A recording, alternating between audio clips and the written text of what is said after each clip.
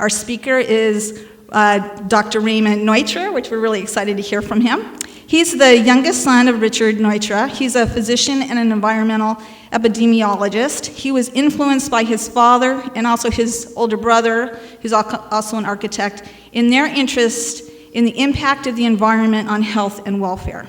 Dr. Neutra taught at Harvard and UCLA, and then he went on to head up an environmental research division at the California Department of Public Health for nearly 30 years.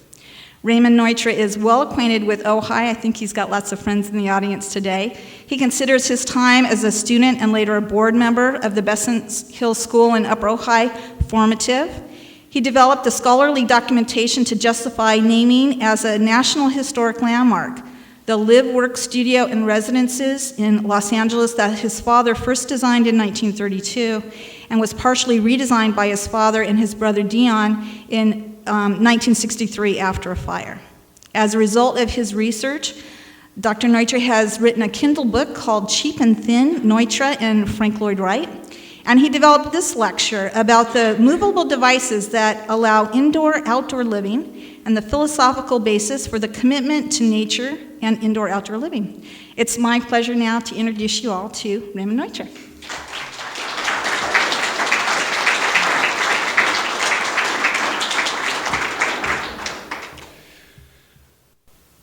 Seeing all these wonderful buildings here in the exhibit reminds me that although it always feels like coming home when I come to Ojai, because I lived here in Miners Oaks and then in the Upper Valley for 4 years as a high school student, and then for 25 years kept coming back for board meetings here. But there's so many little nooks and crannies of Ojai that I don't know, so I'm going to have to take a vacation down here and explore. But it's thank you so much for coming out this evening. And I'm going to talk to you about my father's indoor-outdoor architecture. And I guess I do this. Yeah. So we'll be talking about what my dad called his bio-realistic approach and where it came from. We'll talk about his commitment to social justice and therefore using economic means to do what he wanted to do. About his experimenting with openness in that place in Los Angeles, the VDL Studio and Residences, which, by the way, every Saturday from 11 a.m. to 3 p.m., if you go to the Silver Lake district of LA, Cal Poly Pomona architecture students take a course where they develop a docent tour, and to get credit, they have to come out for 4 Saturdays. And so you'd have a well-informed, eager young architect will take you around for $15. So that supports the maintenance of the place, which is owned by Cal Poly Pomona Foundation and run by the College of Environmental Design at Cal Poly Pomona. Then we'll talk about the use of the outdoors, and then we'll get into some technology of the evolution of sliding glass doors, something that we all take for granted now, but it took some thinking. And then about the sight, sound, smells, and feel of the outdoors and why it's so important to bring it inside. And then finally, what are we going to do when the outdoors is hostile, as things get hotter and we move to outer space where sliding glass doors are inappropriate? So this is a picture of my mom and Mies van der Rohe and a meeting sometime in the 50s between students at the Illinois Institute of Technology. There's Mies and my dad. So the commitments were an approach to design that focused on the flourishing of the client using economic means, nature, and evidence. So intuition, of course, is important, but my dad felt that research would supplement it. And he wrote lots of books about this. When he was a student in Vienna, he came across a book on physiological psychology by the founder of scientific psychology, Wilhelm Wundt. And he thought, wow, this psychometrics and all this research about how the brain processes what it's seeing ought to be useful. And then realism was a school of literature in those days which told things as they really were. Emile Zola wrote novels about the life of miners and so forth. So it's biorealism from those two things. Now the other big influence was the man who designed this building in Prague, Adolf Loos. And Adolf Loos believed that architecture was not an art except when you designed tombstones.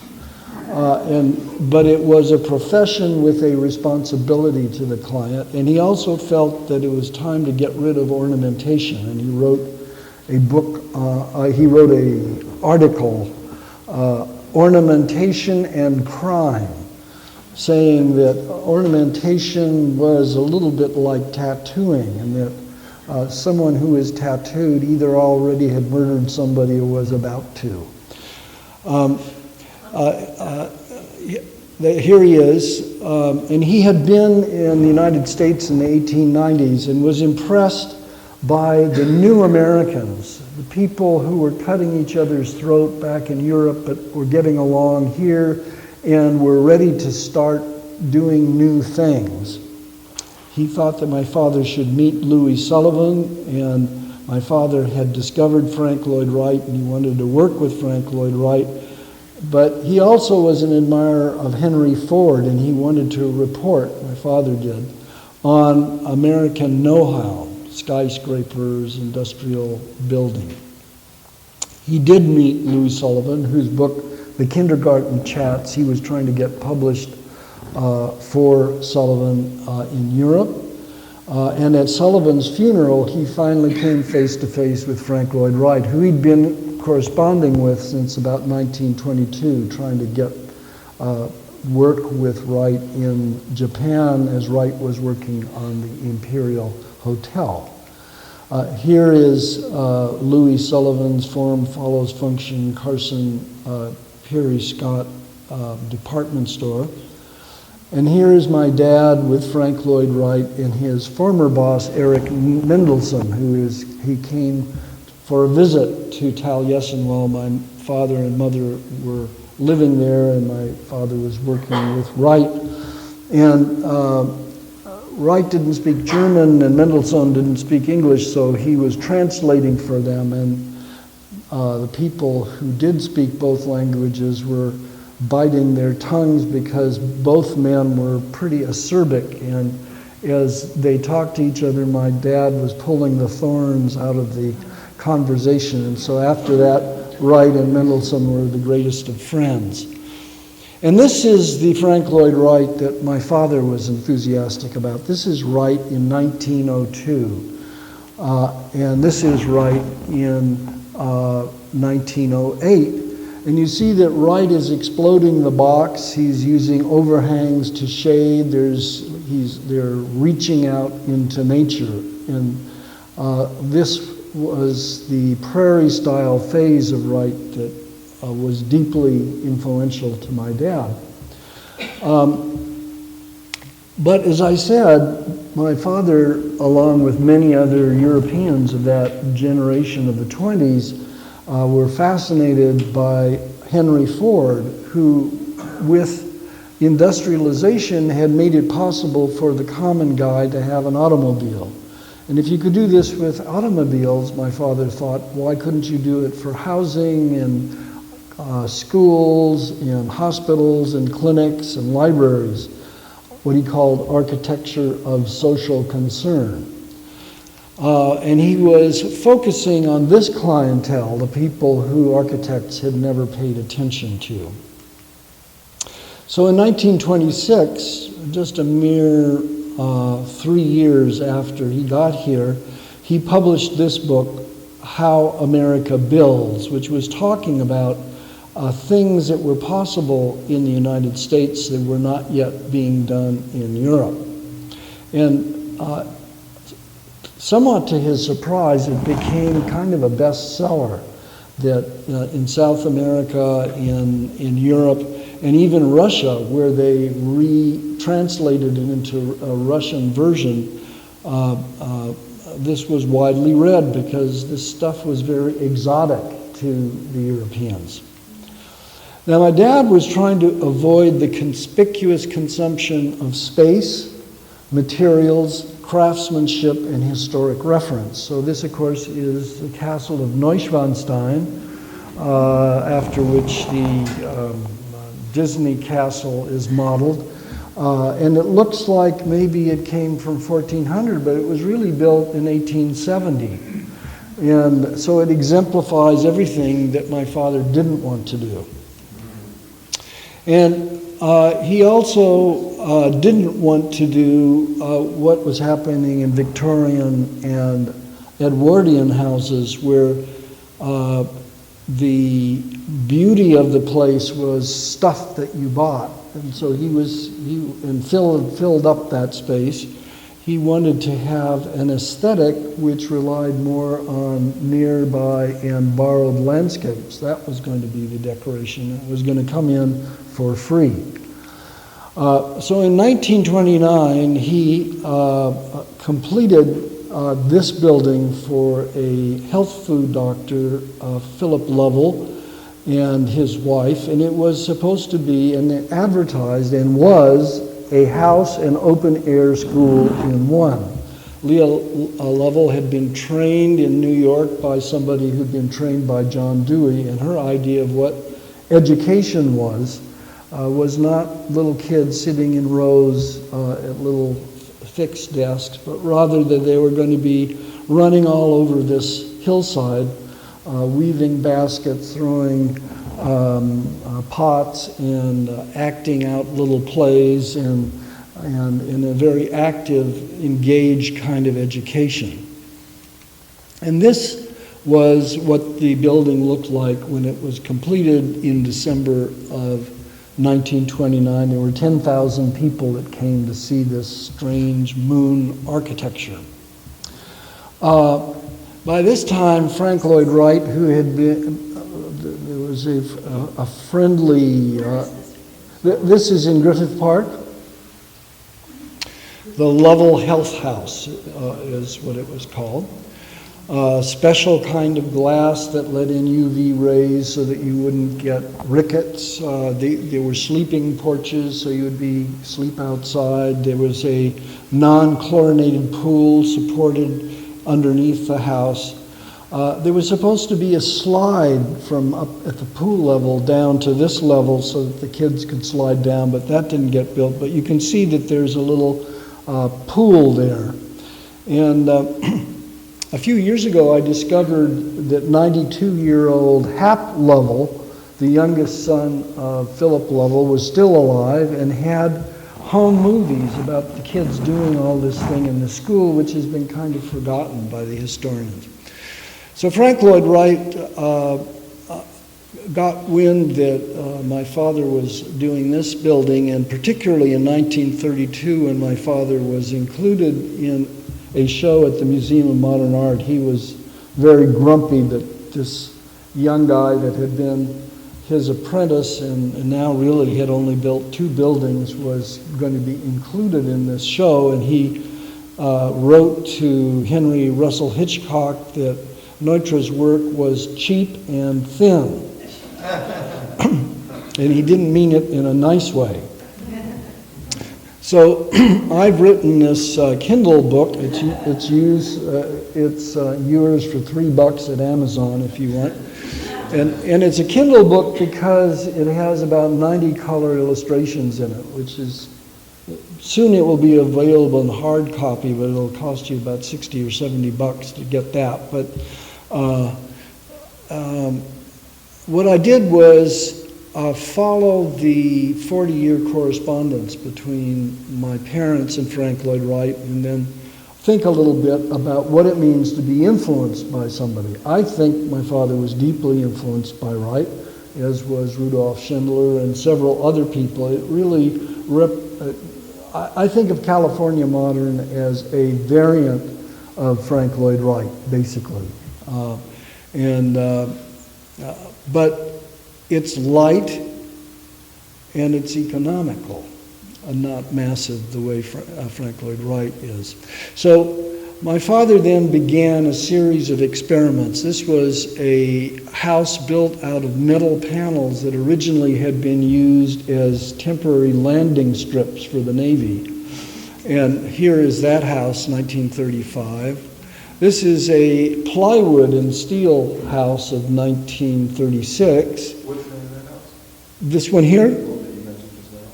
the one before, it's the Beard House. It was designed for a history professor who was son of Charles and Mary Beard, who were very distinguished American historians.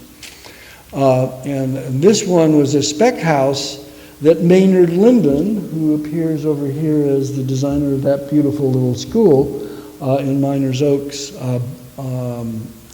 bought and moved from a exhibition where this was shown and moved it to near UCLA, and he lived there for many years. And then Fanny Bryce's son, Bill Bryce, who was professor of art at UCLA, lived there until his death, and now John Bryce, Fanny's grandson, and his wife lived there. There were apartments with balconies. There was housing for dock workers prior to World War II with furniture that they could make in a workshop there on site. And then this place near Dallas, called in Grand Prairie outside of Dallas, built in 1941, and I realized that nobody had seen this place since it was photographed in 1941, and I was going through Dallas, so I looked up on the web and said, is there anything about this? And to my amazement, this is still a cooperative.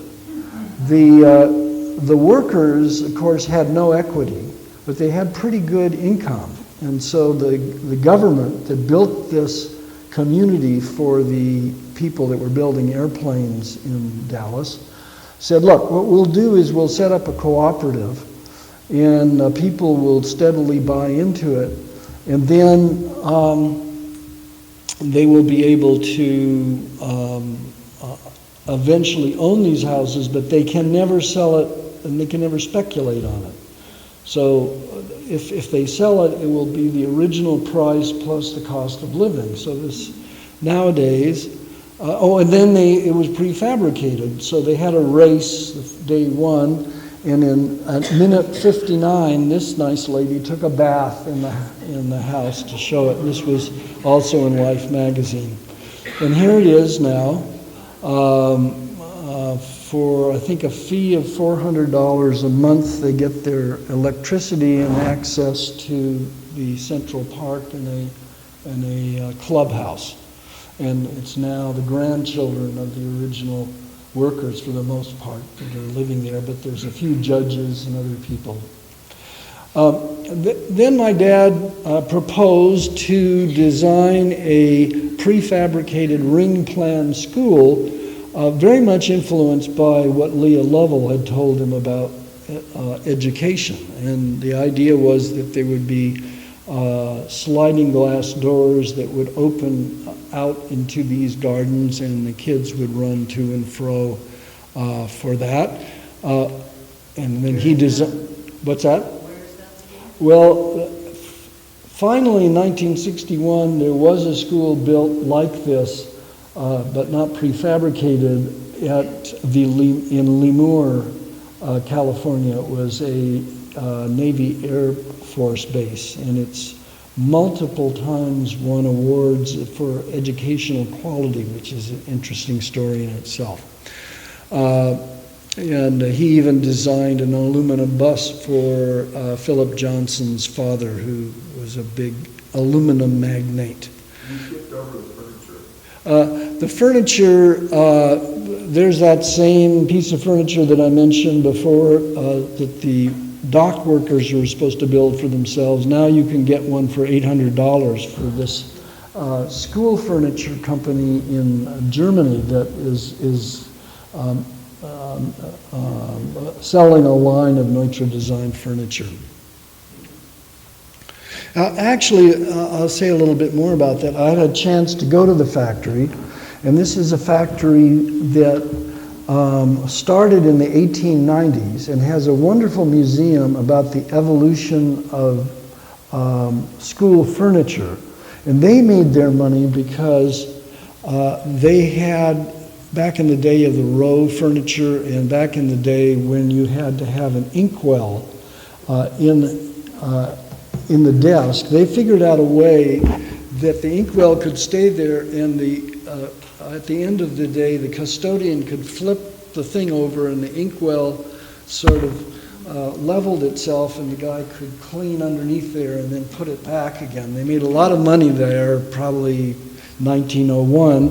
And then you can see modernism coming in, and then Adolf Hitler comes in, and now there's another kind of furniture with a different philosophy. And then after World War II, more things. And so it's a family-owned factory, and the most recent owner got interested in my dad's architecture. And they had to do all kinds of fine tweakings to make sure that they, met German standards. And so they have interns that work there. Germany is big on apprenticeships, and the master designer and the industry. Everybody got involved in revising this furniture and getting it out. My dad, was in love with industrialization and knew that this was something that there are people behind these things to make these things work. So he would have loved this whole thing. So ways to open the building, starting with the experiment at his own home and studio. So this is what the Neutra VDL studios and residence look like. It's all on a 60 by 70 foot lot. And when I was 10 years old or so after World War II, things were kind of slow, and there were 3 households on this lot, plus a small office. There was, on the top floor, Frank Wilkinson, who started public housing in Los Angeles, and his wife and 2 little kids were there. Then we were down in the lower level there, and next to the office on the first floor of that 2-story wing, there was a little studio apartment that an elderly spinster lady lived in. And all of this was going on at the same time, and people in and out of the 12 exits without getting in each other's hair. And it was all made possible by this guy, Kees van der Leo. After my father finished the Lovell Health House, it was the Depression, and there was nothing going on here, and he had a little money in his pocket. So he shipped my mother and my 2 older brothers through the Panama Canal to Europe, or rather, they started out later than he did. He started out west to Japan, and then China, and then through the Suez Canal to Europe, and then he met my mother, I forget where it was, Le Havre or something like that.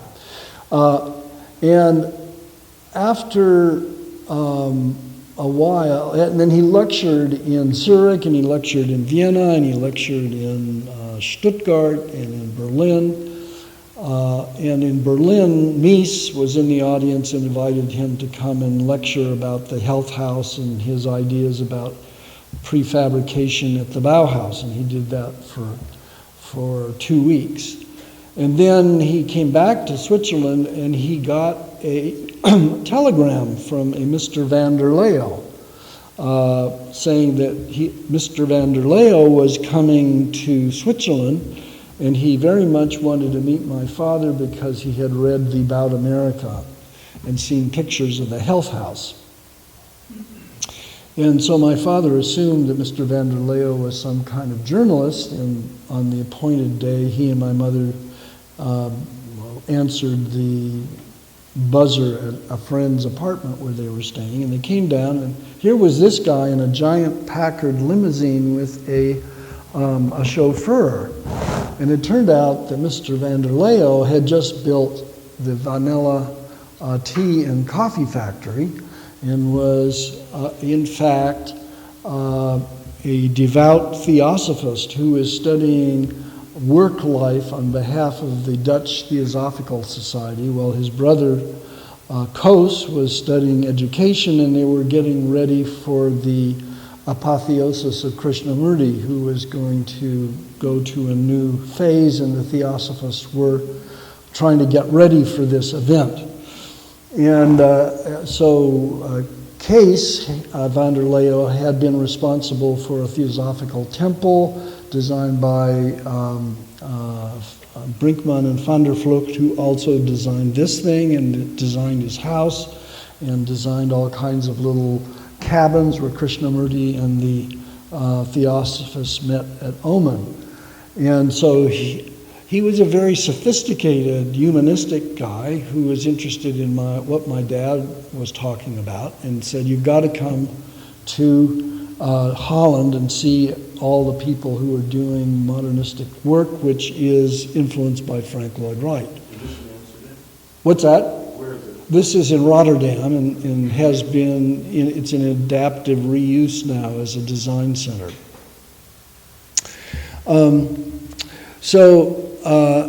This was great. They really hit it off with van der Leo. They got to stay at the Rietveld Schroeder house, and they stayed in van der Leo's house, and they got to see Jan Douker and all the modernist people in Holland. And then my father came back and worked on this aluminum bus, and because there was nothing to be done in the United States in 1930, or 31 for that matter. And in 31, Vanderleo showed up in Los Angeles, probably to visit Krishnamurti, but also to lecture on factories and humane factory design. And my dad took him all around LA and showed him the Lovell Health House, showed him a reinforced concrete apartment house that Schindler and he had designed. Probably took him to meet Schindler, and maybe showed him some Irving Gill in Santa Monica. And at the end of the day, Vanderleo said, now where is your house? And my father said, well, I rent a bungalow because I'm broke. And Vanderleo said, but it's very important that you use all this industrial stuff to show us how this could be done, because we can't do it in Europe. How much do you need? And he pulled out a checkbook and a pen and wrote him a check for $8,000, which was the median cost of a house at that time. And it was a loan that my dad, I've seen the letter where he paid the final interest and repaid the loan in 1940. So, of course, my mom and dad were ecstatic because no bank was ever going to give him a loan for what he wanted to do. And my mother wrote her mother in Switzerland saying, finally, we can demonstrate in a small house what kind of progressive materials are available price-wise, and that such a small dwelling need not be uncomfortable or have a hospital-like atmosphere. In this manner, we will acquire a house and an office designed by Richard where he can demonstrate his ideas. And so this is the 1932 wing of the Neutra VDL house, and it has many of the features that would be replicated again and again in his subsequent architecture.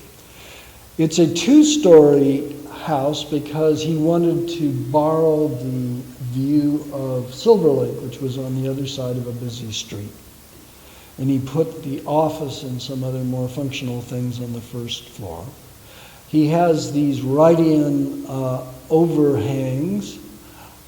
He introduced strip lights in the overhangs that would light the outside at night. he's using something that he picked up from the Dutch, which was the use of silver paint as trim. And you can see this column here. You see the highlight on the column. If it was painted black, it would be much more prominent. So it's kind of dematerializing it. And then, for the first time, he did something that he loved that I think doesn't work so well, which is a transparent front door, which is kind of a ideological thing to do, but not so nice when you're in your bathrobe and the UPS man comes. The other thing he did was look for industrial products that could open to the outside. And here is a page from the Sweets catalog of that year of an industrial folding door, and that's what he used to open up to a balcony on the second floor. This was the kind of door that was usually used in factories or gas stations. And he also had a roof garden, so that he's making use of everything he can. And this is my brother Dion, who's now 92, and my mother borrowing the lake view. Now, it turned out that this wasn't such a bright idea either, because it was really pretty sunny most of the time. And by the time I got to be around, which is 10 years later, it was mostly good for throwing dirt clods at the cars going by on Silver Lake Boulevard. But we will see how post-occupancy evaluation led to a successful modification. So this is the kind of presentation photograph that my father used, which, if you look at the other 1935 houses, interior views focus on what's going on inside, and the outside is kind of washed out. But here, properly, you see that the main decoration is what you see outside. And here's my mother sitting on that porch, contemplating the lake. And it looks kind of severe, but if you look at a color slide of what that was like, and this is a little bit later when there's a lot more nearby greenery, you can see that this room is not severe. It's not hospital-like. There's Neutra furniture with leather upholstery or hand-woven pillows, oiled masonite as paneling, which was very warm but cheap. And compared to Le Corbusier's 1930 Villa Savoy, which is kind of hospital-like, it was a pretty warm place. Then the other thing was this business of night illumination, which I think is different from most of his contemporaries. And it was illustrated that way, not only the outside look from the outside, but also these inside views. And then there were mirrors to enlarge these tiny spaces. And when I came along, this one-story wing created these two patios, and here's my mom in a home magazine illustration of that. And you can see how that nighttime illumination illuminates the patio, and you can see it today. And there was this enormous steel triple sliding door that opened the whole space to make a functional linkage. And that table there was called the camel table that my father designed, that could be lifted up to be the dining room table, and that was our dining room table, and we sat on those couches and looked out at the patio. And then another room was billed as a garage in that place, but was never intended to be a garage. That no sooner had the building inspector left than Eugenia hedges were planted in front of it. And as a kid, it was my job to take people around and tell people about this house. And one of the things that was fun for me to do as a 10-year-old was to get to this garage door and then whack it with my hip and flip open, and there was the Eugenia hedge which separated the room from the sidewalk of a very quiet residential street behind the house. So those were the experiments in his own home. But as time went on, he tried many different ways of linking indoors and outdoors. Because he had this idea, and this is where social justice and efficiency and economic means, there were two things that were sins in my childhood. One was the front lawn, and the other was a pitched roof. So you don't want to have a front lawn that is unusable. You want to use every single cubic inch of this place to do something. So here is in Puerto Rico a school in which garage doors open and the kids can sit indoors or outdoors. And I had a chance of visiting one of these. It's been in continuous operation since 1943. And then in 1935 at the Corona Avenue School, he finally was able to build a school like that. That was the first one he was able to build. A few years later, Emerson Junior High was another one. Probably the one school where it's really employed the way it was intended is the laboratory school at UCLA on the campus there, run by the education department. And there, kids run freely in and out between classrooms. They're working on projects. They're doing things in and out. They run between classrooms. It's okay because they're not all sitting in a row having information being poured into them. Many of these other schools have the capacity, but the philosophy is not there, so that those Puerto Rican schools, after a little while, they bricked up, they took out the garage doors and bricked it up and got the kids into rows and trained them to be factory workers. Kindergarten in a public housing place. Here's another school where there's a vertical hatch that allows the band to play to audiences outside. And here is the now destroyed Gettysburg Cyclorama Visiting Center in Gettysburg. When my dad got the news that he had this assignment, he was driving around Texas with a southerner who said, you know, this is just a celebration of the defeat of us Southerners. And my father thought, well, I mean, it is true that in that drum there's this big 19th century painting that shows the gore and guts of the Battle of Gettysburg. But let's see if we can turn the program around a little bit. And so in the bottom there, you can see over on the left, there's a little pulpit. And the idea was that on the anniversary of the Gettysburg Address, various peaceable people would come and give a brief peace-promoting talk of the same length of the Gettysburg Address. And you could open up these two giant sliding doors so that the thousands of people who would come for these peaceable addresses would sit out there, and other dignitaries would sit on these chairs inside.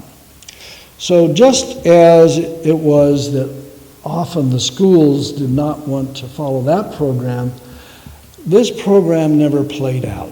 And instead, the people who dress up in blue and gray and like to rehearse the battle became increasingly irritated by this modernist excrescence on their beloved battlefield. And a few years ago, it was finally torn down and the diorama was moved into the town of Gettysburg. How come it wasn't landmarked earlier? I know Dion tried to say that, but why wasn't it landmarked earlier on? Well, because when they tried to do it, who's in charge of landmarking? It's the Parks Department, and the Parks Department had strong stakeholders who wanted to play soldier and not talk about peace. Now, another indoor-outdoor activity was this of Robert Schuller at his drive-in church that my father designed. And people with little kids would be able to drive up to the stanchions and listen to Reverend Schuller come out and talk to them, and at the same time he could turn around to the people inside the church. And here it is today. It's been lovingly restored by the Catholic Church, interestingly, at great cost.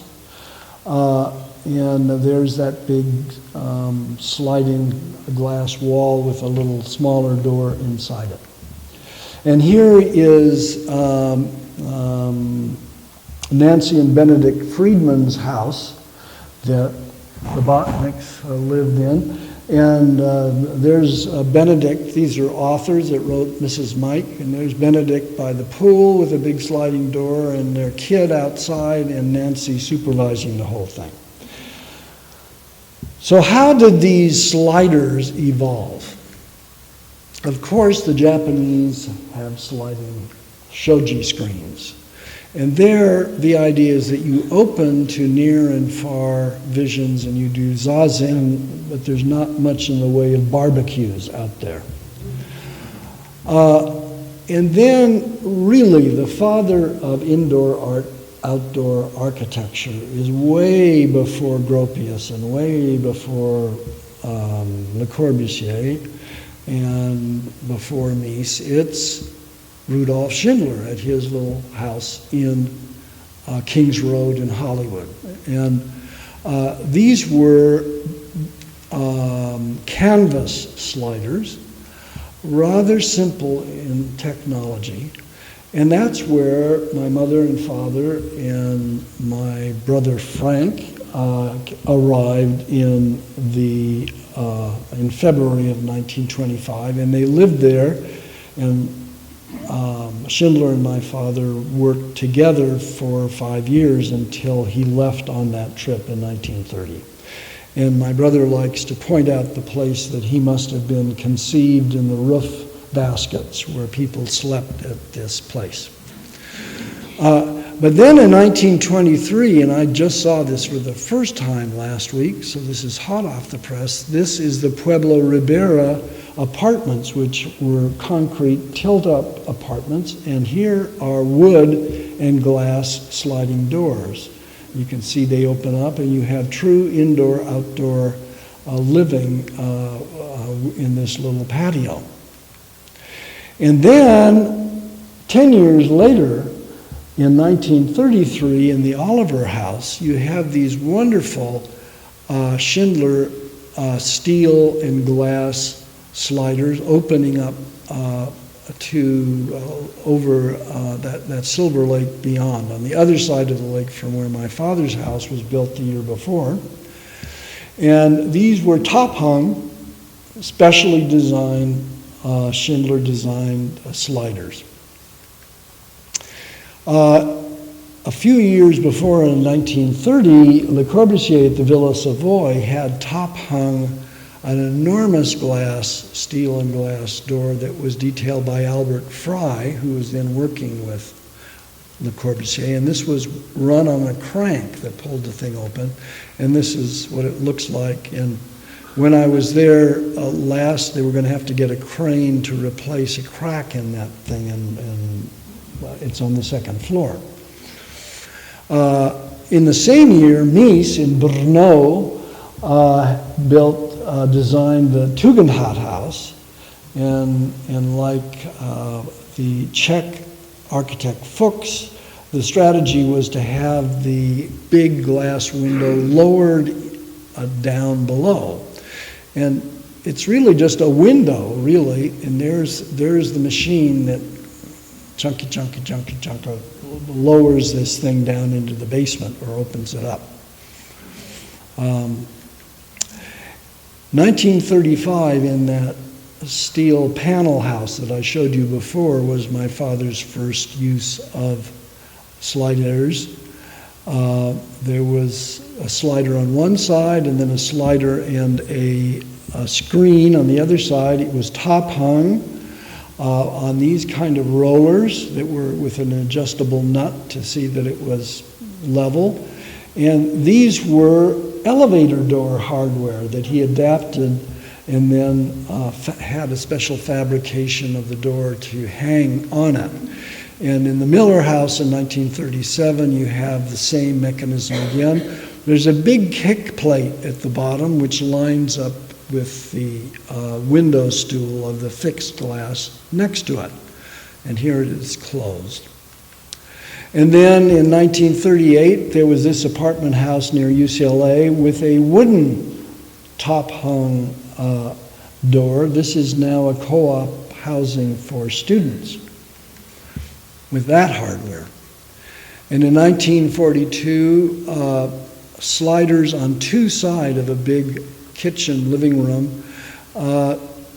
There was floor-to-ceiling glass with a little reflection pond that went under the glass inside of the house. And you can see it there. Once again, the dreaded transparent front door where the owner has cleverly put a little ceramic thing to keep you from walking into it. And on the other side is a sliding glass door. You can see the stool is getting lower and lower, but not quite the way that we have in the modern sliding doors, or even indeed as thin as what Le Corbusier or Schindler had already done.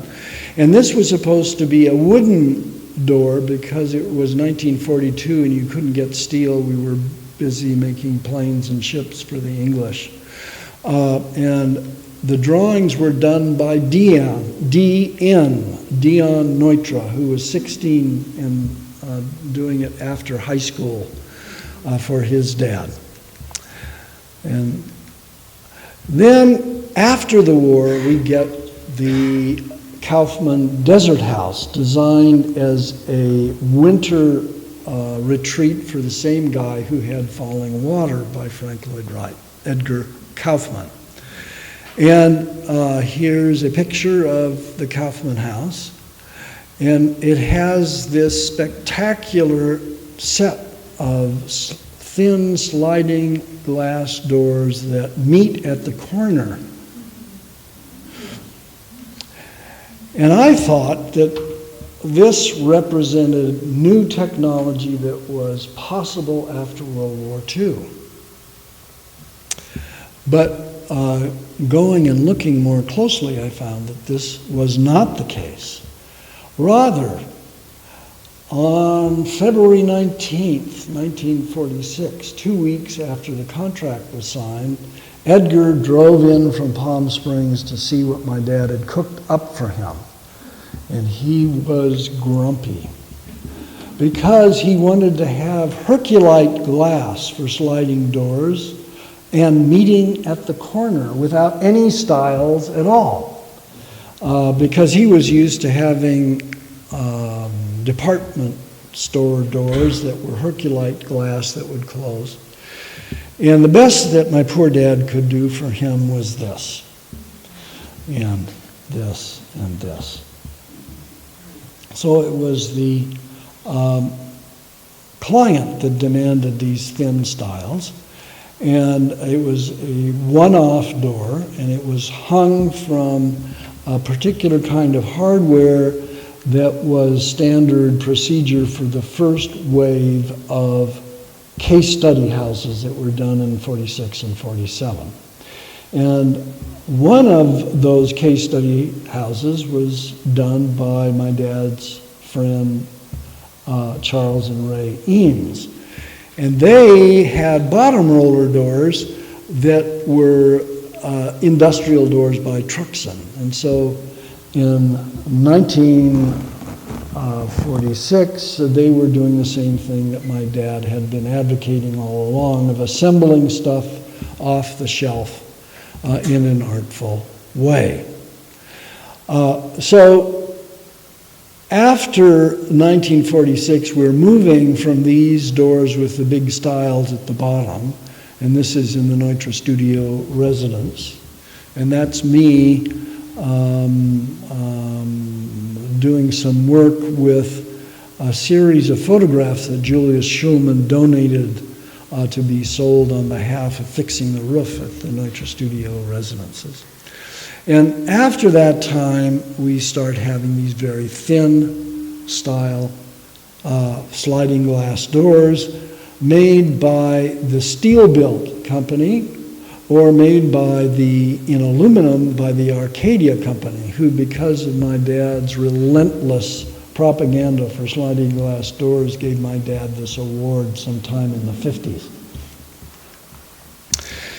So why do you have to open stuff up like that? What is the phenomenology of opening up to the outside? So my father was really interested in the sight, sound, smells, and feel of the outdoors. And he had gone back in the 30s and 40s to his early interest in physiological psychology and found everything that he could that justified what his intuition told him. And he thought that our needs were kind of in a layer cake. At the top are these strawberries, and that's what's in the last issue of Dwell magazine, that we absolutely have to have something just like that. And he thought that probably frustrating that desire was not as serious as ignoring the lowest level, which had been evolved for hundreds of thousands of years out in Africa. And those needs were neglected at your peril. And so an example was avoiding glare. On the left, you have the typical way of deploying a sliding glass door with a big header above it, and you have a glare condition. But at the Kaufman House, the glass is going all the way to the ceiling, and you see that the intensity of the light on the ceiling is not so different from the sky. Everything is gradually happening. And he somehow felt that this was very important to have and to avoid that other condition. And in his book, he was delighted that a Dr. Harmon had studied, set upon Texas school children who had been in a glare condition, and they were contorting their bodies to try to accommodate and get their eyes away from the glare, and that had postural implications. So there would be the kind of thing that he liked, that we didn't have a lot of glare from underneath that big tree in Africa, in the sky in Africa, and so we just needed to we had to imitate what we were used to biologically. And so now on the Kaufman House, which also has a roof garden, he had learned his lesson, and there was part of that thing that was separated from the sun, not only by this roof, but also by these vertical louvers. And so you could get out a part of the day out in the sun, but you also had a place to retreat to. And these vertical louvers were something that he discovered on a State Department tour of South America. And the architect Hardoi, who designed those famous butterfly chairs that we all like so much, the Hardoi chairs, canvas and steel rods. And he had designed this thing in the late 30s using these wood louvers, which could be opened and closed depending on which direction the sun was coming from. And so my father adapted that in metal and made it so that they could be locked in place, not only against the sun, but against wind that was coming down off the mountains onto the roof garden. Then in 1963, there was a fire on the top 2 floors of that 2-story wing of the Neutra VDL, and my brother Dion and my dad had the opportunity to rebuild on the same prefabricated foundation. And this time there was a lot more attention to the physiological and psychological part of it and a little bit less to the technology and the industrial part. And so here is the same living room, capturing the distant view and the nearby view and screening out the fact that there's some roofs over there. And now there is a pavilion on the roof, and there is a shallow reflection pool over the roof to keep it cool, but also to cast constantly changing reflections on the ceiling and to link your eye to the lake, which has now been filled in somewhat and is not as close as it used to be. Then in this house, there's some playing around with the inner ear sense. My dad was very strong on giving strong cues about what was vertical and what was horizontal. And he made the case that this little girl who's looking 10 feet across the room is having a different experience than the people who are looking 10 feet up. And you can't see because of the light here shining on stuff, but there's a mirror on the roof of this stairwell so that you're invited to look up. And then there are balconies in the house where you can look down 10 feet, and that's another experience, and it's different. Then my dad had a lot of thought about timing. He had this term, honeymoon moments. And so here, my wife Peggy and I spent cherry blossom time in Kyoto. And the Japanese make a big deal out of this honeymoon moment every year. And there's slightly drunk people waving at you and enjoying, and there's these businessmen that are enjoying. And then later, as the rain comes and the cherry blossoms fall, people in Kyoto become very philosophical about the transitory nature of stuff.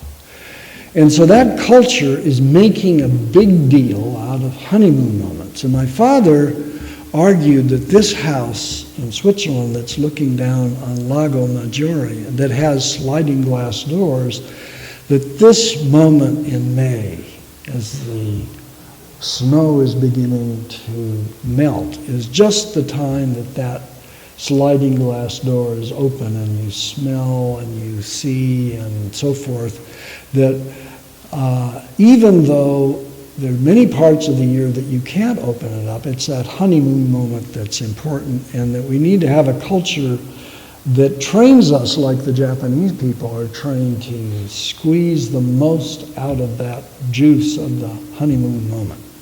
So there's design, but there's also a owner's manual that gets you to pay attention to what is delivered to you.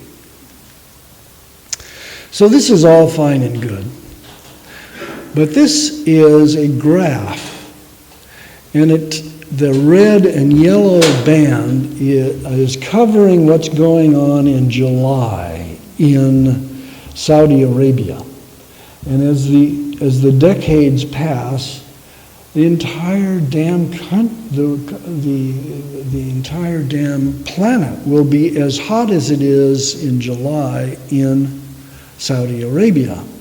And I don't know if you've ever been in Saudi Arabia, but Peggy and I were in Doha, which is not so far away, and we made the mistake of walking the 3 blocks from our hotel over to I.M. Pei's Islamic Museum. And that was quite a traumatic experience to be outside at 120 degrees. So that's going to be a problem, and the Neutra VDL studio and residence will not be such a nice place to be in. And then, of course, there's the space station where you don't want to have a sliding glass door going outside. So what is architecture going to be like in these new environments? And so here's a picture in the back there, my brother Dion explaining to my wife and his wife why it was he brought so much nature inside the Huntington Beach library.